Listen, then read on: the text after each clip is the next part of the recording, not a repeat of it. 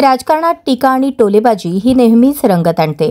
यावेळी भाजप नेते आणि मंत्री सुधीर मुनगंटीवार यांनी ठाकरे बंधूंवर निशाणा साधला। एकदाच काहीतरी ठरवा या शब्दात त्यांनी दोन्ही ठाकरे बंधूंच्या भेटीवरून उपरोध केला। उद्धव ठाकरे आणि राज ठाकरे यांच्या राजकीय समीकरणांवर सातत्याने चर्चा सुरू असते।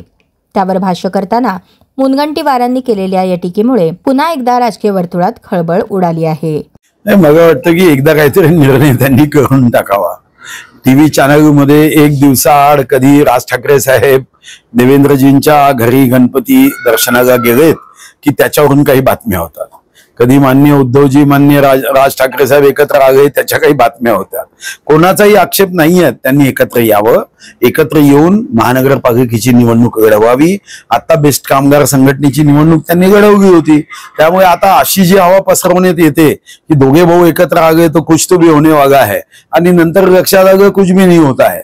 मला वाटतं की एकत्र यावं म्हणजे हा विषय पूर्णपणे समाप्त होईल।